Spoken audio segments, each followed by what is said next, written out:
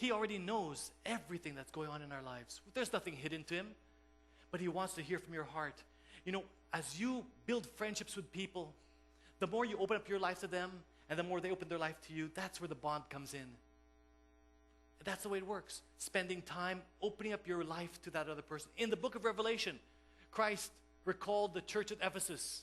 He said in Revelation 2 verse 4, everyone, I know your deeds and your toil, but I have this against you, that you have left your first love. You see, Jesus is saying, I know what you did for me. I know all the great things, the good deeds, the charity, the works, all the service that you're doing for me. I know that. But you know what? That is nothing compared to what I really, really want. And that is time with you. Time with you. Everything we do apart from time with Him is a pitiful substitute that falls far, far behind. He wants more of love than everything else. Our first love should be our last love. Let me say that again. Our first love should be our last love. Everything that seeks to place itself in between you and God, you and I as Christians need to get rid of it. Get rid of it right away. Why? Because it's going to break that bond. It's going to break that connection sooner or later. This pastor by the name of Britt Merrick gave a testimony. He was an heir to one of the biggest surfboard companies in the world. This company left him an inheritance that made him a multimillionaire. But he decided not to take anything for himself and his family. He chose to become a full-time pastor because of God's calling in his life. And so as he was serving God as a pastor, simple life, one day his 5-year-old daughter named Daisy Love, fell in her school. And the teachers called him up and said, your daughter fell, but it's weird because it's not just from dizziness, she's also vomiting. So they rushed her to school, they got her, they brought her to the hospital, they did a whole battery of tests on her, and they found out that she had inside her a tumor the size of a football. 5 years old. They did everything they can, all the chemotherapy, the radiation, all the tests, all the medication to take that tumor out. And after 6 months, it was completely gone. And they were praising God. But they continued with the test to make sure that nothing comes back. But sadly, after 6 more months, they looked at her x-rays and there was a tumor again the size of a grapefruit in her stomach. At this point, Pastor Britt Merrick got down on his knees and was crying out to God, Lord, I don't understand. Help me. I've given you my life. I've given you everything that I have. I'm yours. You know that. I'm serving you with my heart. And yet this is happening to my daughter. Why my daughter? Why not me? And he had these questions. He wrestled with God. He wrestled with God in prayer.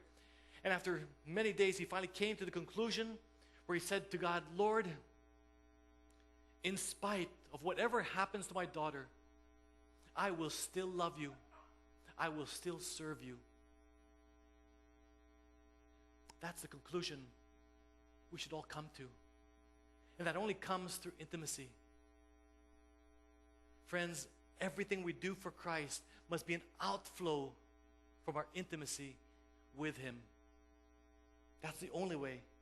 And that's the primary call of every Christian. Application. Application. How do you apply this in your life? Spend time with God. Can I simply say, make time for God? Just like you schedule appointments in your calendars, you schedule meetings, you schedule vacations, you schedule sports, you schedule activities, you schedule hobbies. As you schedule all those things, make time for God. And since I believe you believe He's your priority, is He your priority? If He is truly your priority, you should give Him the best time, not leftover time. You know, don't come home, you're all tired, worn out, and then you give time to God. Friends, apart from spending time with Him throughout the whole day, you need to spend time, intimate time with Him. And it's a practice that I've done and I've enjoyed and I've treasured every single day. And the results, the benefits, just put me on track. It guides me. It gives me the energy. You know, I cannot live life on my own, but when I'm hooked up with God, the Holy Spirit gives me the power to endure, to love people, to do the service, the work in love for God. Listen to the heart of David once again. Psalm 63. Listen to his heart. Oh God, you are my God. I shall seek you earnestly. My soul thirsts for you. My flesh yearns for you. In a dry and weary land where there is no water. Thus I have seen you in the sanctuary to see your power and your glory, because your loving kindness is better than life. My lips will praise you. So I will bless you as long as I live. I will lift up my hands in your name. My soul is satisfied with the marrow and fatness, and my mouth offers praises with joyful lips. Oh, I pray that you and I can say that one day to God.